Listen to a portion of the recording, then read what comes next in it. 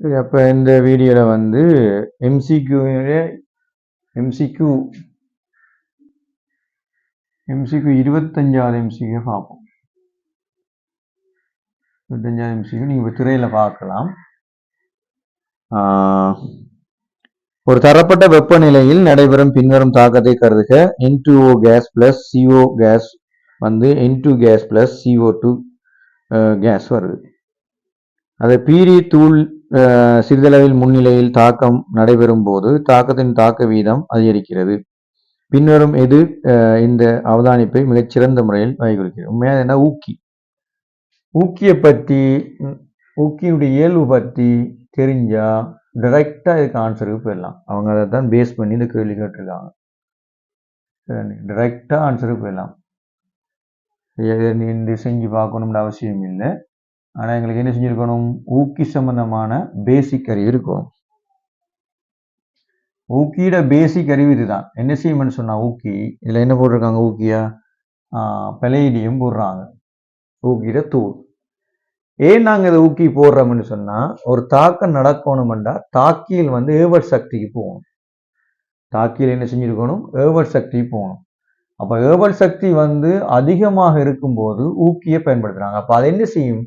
இந்த தாக்கியல்ல ஏதோ ஒரு தாக்கியை அப்சர்வ் பண்ணி அதை ஊக்கி எடுத்து அந்த ஏவல் சக்தியை குறைக்கிற பாதையூடாக அதை தாக்கத்தை ஏற்படுத்தும். குறைக்கிற பாதையூடாக தாக்கத்தை ஏற்படுத்தும். உதாரணம் இப்படிதான் அதற்குரிய செவ் அதிபர வலையை கீறுவாங்க.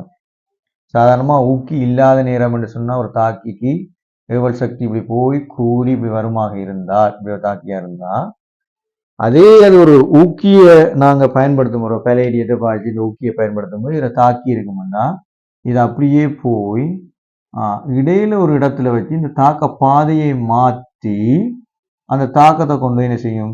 விளைவோட சேர்த்து கொண்டு வந்து கொடுக்கக்கூடிய மாதிரி இருக்கும்.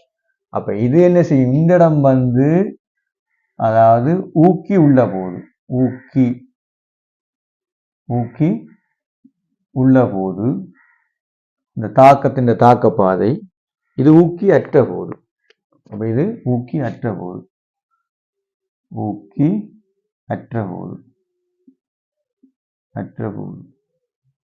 ஊக்கி உள்ள போது ஊக்கி அற்ற போது ரெண்டு தாக்கத்தையும் நாங்க பார்த்தோம்டா இது என்ன செய்து? முதலாவது ஊக்கிற மிகப்பெரிய வேலை தாக்கிகளோட இணங்கி அதனுடைய ஏவல் சக்தியை குறைக்கும் முகமான ஒரு புதிய தாக்க பாதையை உருவாக்குது. தாக்கிகளோட இணைந்து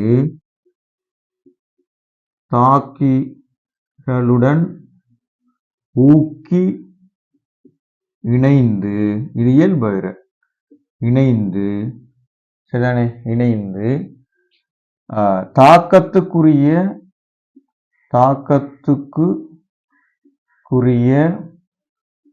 ஏவல் சக்தியை ஏவல் சக்தியை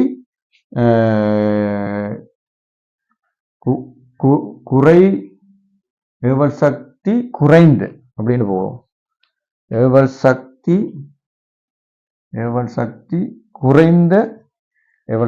குறைந்த தாக்க பாதையினூடாக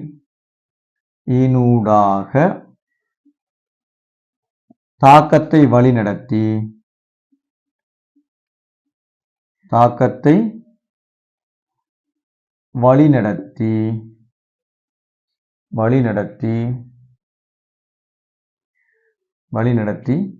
விளைவை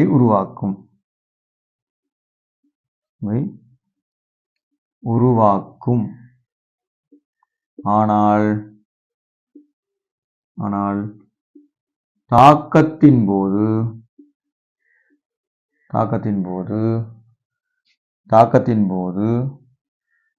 தாக்கத்தில்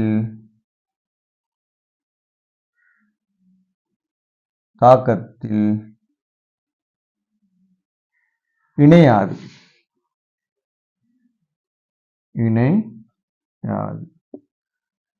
ஆனா என்ன செய்யும் சொன்னா ஊக்கிட அதாவது சடத்துவ நிலை மாறலாம்.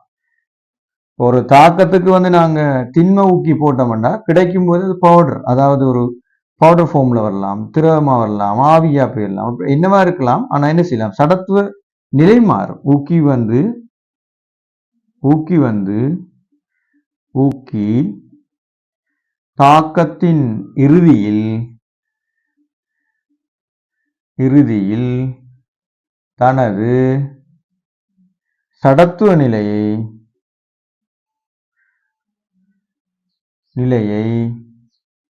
மாற்றலாம். சரியானே?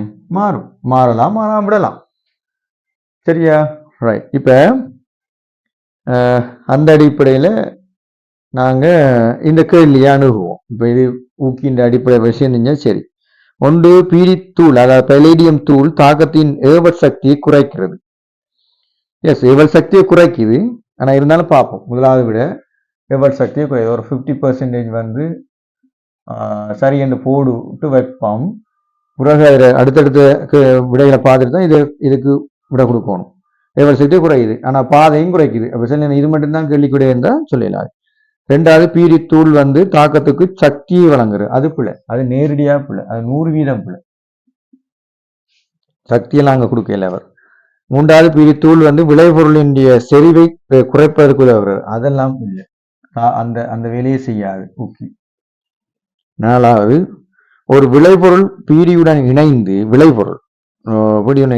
விளைபொருளினுடைய செறிவை குறைப்பதன் மூலம் தாக்கத்தின் வீதத்தை கூட்டுகிறது. இல்லை, விளைபொருளோட சேர்ந்து ஒன்றும் செய்யல, இது தாக்கியுடன் சேரும், விளைபொருளோட சேராது. ஐந்தாவது, குறைஞ்சபட்சம் ஒரு தாக்கியனு பீடியுடன் இணைந்து தாழ்ந்த ஏவல் சக்தியை கொண்ட ஒரு மாற்றுப்பாதை வழியே தாக்கம் நடக்கிறது. இது சரியான ஒரு கூற்று. என்னன்னா, ஒரு தாக்கி சம்பந்தமான, ஒரு ஊக்கி சம்பந்தமான ஒரு தெளிவான ஒரு சென்டென்ஸா இருக்குது. இதை நீங்க கவனமா எடுத்துக்கொள்ளணும். வாக்கியம் வேண்டாம். அடுத்தடுத்த இதுல அந்த கூற்றுக்கேள்விகள், அதாவது சரிபுல கூற்றுக்கேள்வி, விளக்க கூற்றுக்கேள்விகளுக்குள்ள 50க்கு புறம் 40லேருந்து 50க்கு புறம் வாரது, அதுக்குள்ள இந்த வாக்கியங்கள் நேரடி அப்படியே போடுவாங்க. பார்த்தீங்கன்னா தெரியும், இதுக்கு முன்னுக்கும் போட்டிருப்பாங்க. சரியா? ரைட். அப்ப நாம விடை வந்து இதுக்கு நான் இதுல விடை எழுதவா? ரைட். விடை இதுக்கு 5 சரியான அக்குரசி விடையா இருக்கும். காரணம் இது 50% ஏவல் சக்தியை குறைக்குது. முதலாவது விட வந்து பிழை இல்லை. பீரித்தூள் தாக்கத்தின் ஏவல் சக்தியை குறைக்கிறது. ஆனால் அது வந்து இந்த 5வது விடையை விட முதலாவது விட வந்து குறைவான இதுல இருக்கு, விளக்கத்துல இருக்கு. இப்ப பீரித்தூள் வந்து தாக்கத்தின் ஏவல் சக்தியை குறைக்குதுன்னா, எஸ், தாக்கத்தின் ஏவல் சக்தியை குறைக்கத்தான் செய்யும் அது. ஆனா அது இன்னொரு மாற்று பாதையினூடாக ஏவல் சக்தியை குறைக்கணும். சரியா? ரைட். அதனால நாங்க இப்போதைக்கு தெளிவான விடைன்னு பார்த்தோம்னா 5 விடையா இருக்கும்.